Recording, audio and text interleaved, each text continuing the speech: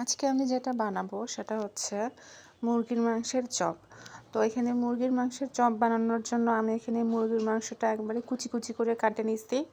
তারপর হচ্ছে গাজর নিছি, একটা আলু গ্রেট করে নিছি, পেঁয়াজ নিছি, কাঁচামরিচ নিছি।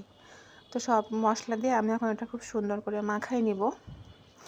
এখানে আমি মরিচের গুঁড়া, হলুদের গুঁড়া, জিরার গুঁড়া, অল্প একটু গরম মশলার গুঁড়া, আদা রসুন বাটা সব দিয়ে এটা এখন আমি মাখাই নেব। আমরা যেভাবে কাবাব বানাই সেভাবেই এটা আসলে করা। বেশ কিছুদিন থেকেই ভাবতেছিলাম যে এই জিনিসটা বানাবো, কিন্তু বানাবো করে আর বানা হয়ে ওঠে নাই। তো এই তো আমার এখানে সব মশলা মোটামুটি দেওয়া হয়ে গেছে। আমি এখানে একটু কর্নফ্লাওয়ার দিছিলাম চপটা ক্রিস্পি করার জন্য। আর এখানে আমি যেটা দিছি সেটা হচ্ছে ম্যাজিক মশলা যে পাওয়া যায় ম্যাগি, ওটা দিয়েছিলাম টেস্ট বাড়ানোর জন্য।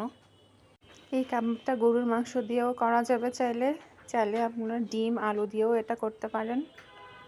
আর আমি তো এখানে মুরগির মাংস দিয়েই করতেছি। আপনাদের হাতের কাছে যদি কর্নফ্লাওয়ার না থাকে আপনারা চাইলে চালের আটা যে আছে ওটাও ব্যবহার করতে পারেন এখানে, তাহলে জিনিসটা অনেক ক্রিস্পি হবে। তো এই তো আমি সবগুলো এখানে বানিয়ে নিচ্ছি। বানানোটা অবশ্য ভিডিও করতে পারি নাই আমি। আর এই তো ভাজাও আমার মোটামুটি শেষ হয়ে গেছে, অনেক টেস্টি ছিল।